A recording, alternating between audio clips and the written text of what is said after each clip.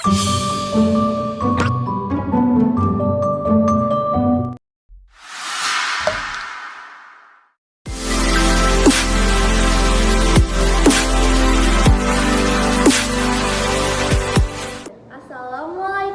warahmatullahi wabarakatuh. Alhamdulillahirabbil alamin. Wassalatu wassalamu ala asrafil anbiya wal mursalin. Sayyidina wa maulana Muhammadin wa ala alihi washabihi ajmain, amma ba'du. Marilah kita memanjatkan puji syukur kehadirat Tuhan Yang Maha Esa karena telah melimpahkan rahmat-Nya kepada kita. Pada kesempatan kali ini, saya akan menceritakan sebuah kisah tentang Abdullah bin Ummi Maktum, seorang buta penyebab turunnya 16 ayat dalam Al-Quran. Namun sebelum itu, seperti kata pepatah, tak kenal maka tak sayang, maka perkenalkan nama saya, Yuradita Destiana Dwi Cahyani Putri. Saya berasal dari sekolah SMPN 1 Muara Tewe. Kisah ini saya ambil dari buku yang berjudul Seri Sahabat Rasulullah SAW, Abdullah bin Ummi Maktum, seorang buta penyebab turunnya 16 ayat dalam Al-Quran, yang ditulis oleh Erna MS. Kisah ini juga terdapat dalam Al-Quran Surah Abasa ayat 1 hingga 16. Abdullah bin Ummi Maktum berasal dari Mekah. Dia adalah keturunan suku Quraisy yang masih memiliki hubungan kerabat dengan Rasulullah Shallallahu Alaihi Wasallam. Dia adalah sepupu Ummul Mukminin Khadijah binti Khuwailid. Dia juga memiliki ayah.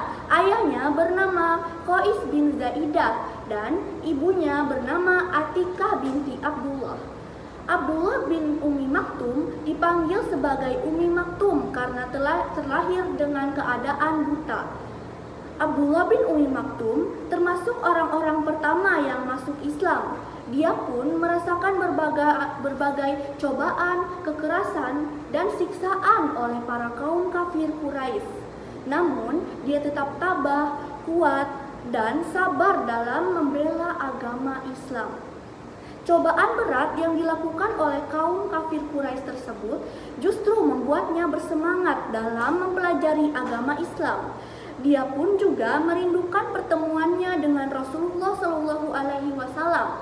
Suatu hari, saat Rasulullah Shallallahu Alaihi Wasallam sedang melakukan perbincangan dengan para kaum kafir Quraisy agar mereka berkenan memeluk agama Islam, tiba-tiba Abdullah bin Ummi Maktum datang dan memohon kepada Rasulullah agar dibacakan ayat-ayat Al-Quran. Ia berkata, "Ya Rasulullah, tolong ajarkanlah apa yang telah Allah ajarkan kepadamu." Namun, Rasulullah Shallallahu Alaihi Wasallam memperlihatkan muka masam karena tidak senang dengan kedatangan Abdullah bin Ummi Maktum. Dan Rasulullah Shallallahu Alaihi Wasallam tidak memperdulikan permintaan dari Abdullah dan melanjutkan perbincangannya dengan beberapa tokoh kaum kafir Quraisy tersebut. Saat Rasulullah Shallallahu Alaihi Wasallam menutup perbincangannya dengan beberapa tokoh kaum kafir Quraisy tersebut, tiba-tiba Allah menutup sebagian pandangan Rasulullah dan menurunkan 16 ayat. Allah Subhanahu wa Ta'ala menegur Rasulullah dengan keras karena telah memperlihatkan muka masam kepada seorang buta yang bernama Abdullah bin Ummi Maktum. Semenjak ayat-ayat itu turun, Rasulullah sangat menghargai dan menghormati kedatangan Abdullah bin Ummi Maktum. Dan Rasulullah memenuhi permintaan dari Abdullah bin Ummi Maktum. Pada saat tekanan kaum kafir Quraisy semakin keras, Allah mengizinkan Rasulullah dan para kaum muslimin untuk berhijrah. Abdullah bin Ummi Maktum dan Mus'ab bin Umair adalah orang-orang pertama yang sampai di Madinah. Sesampainya di Madinah, mereka langsung berbaur dengan penduduk setempat untuk membacakan ayat-ayat Al-Quran dan mengajarkan agama. Saat Rasulullah tiba di Madinah, Rasulullah mengangkat Abdullah bin Ummi Maktum dan Bilal bin Rabah sebagai muazin, yaitu orang-orang yang mengumandangkan azan. Rasulullah Shallallahu Alaihi Wasallam sangat menghormati Abdullah bin Ummi Maktum. Berkali-kali beliau mengangkat Abdullah bin Ummi Maktum sebagai pemimpin saat Rasulullah ingin pergi keluar kota. Allah Subhanahu wa Ta'ala menurunkan kepada Nabi Shallallahu Alaihi Wasallam ayat-ayat yang memuliakan para mujahid. Mujahid artinya pejuang. Mujahid adalah istilah bagi kaum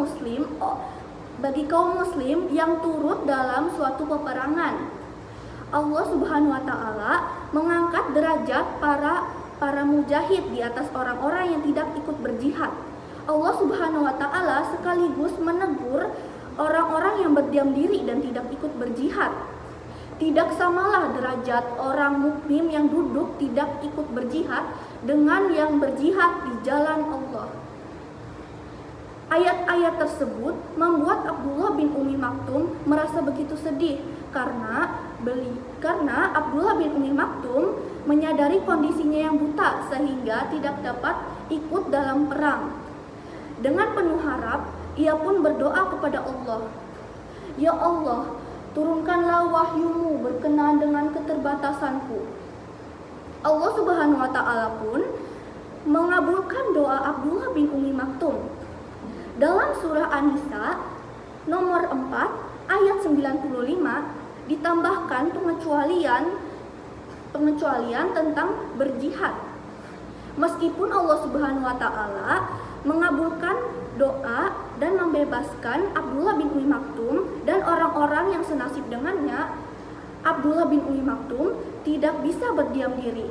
Dia tetap ikut dalam perang apapun. "Turunkanlah dan tempatkanlah aku di tengah-tengah dua kubu, lalu berikanlah aku bendera perang. Aku pasti akan menjaganya dan membawanya," ucap Abdullah bin Ummi Maktum.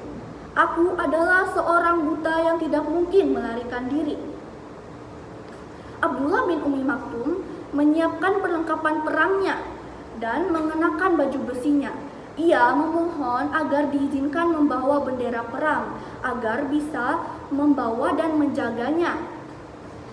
Pada saat 3 hari pertempuran sengit itu terjadi, akhirnya kemenangan diraih oleh para kaum muslimin.